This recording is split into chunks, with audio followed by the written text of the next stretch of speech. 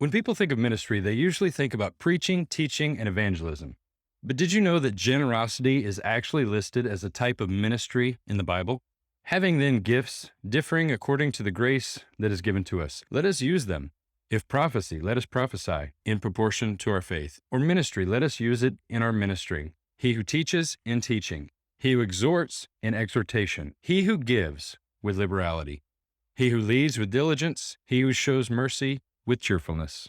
This ministry of giving could be helping the poor, giving to someone in need, or giving to fund the work of ministry. Yeshua spoke about receiving a prophet and getting a prophet's reward. Receiving someone into your home was a type of hospitality that included giving them food and shelter and caring for their needs.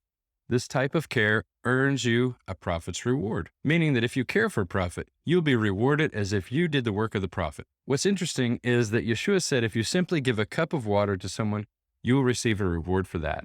He who receives a prophet in the name of a prophet shall receive a prophet's reward. And he who receives a righteous man in the name of a righteous man shall receive a righteous man's reward. And whoever gives one of these little ones only a cup of cold water in the name of a disciple, assuredly I say to you, he shall by no means lose his reward.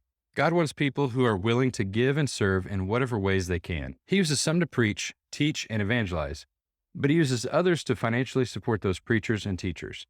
God's design is that those who do the work of ministry are provided for by that ministry. And Paul explains this is a principle found in the Torah. For it is written in the law of Moses, you shall not muzzle an ox while it treads out the grain.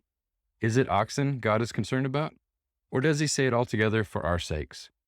For our sakes, no doubt, this was written, that he who plows should plow in hope, and he who threshes in hope should be a partaker of his hope. If we have sown spiritual things for you, is it a great thing if we reap your material things? Paul also compares those who preach the gospel with Levites serving in the temple. Do you not know that those who minister the holy things eat of the holy things at the temple? And those who serve at the altar partake of the offerings of the altar. Even so, the Lord has commanded that those who preach the gospel should live from the gospel. God commands that those who preach the gospel should live from the gospel. They are expected to live from what is provided for them through the ministry.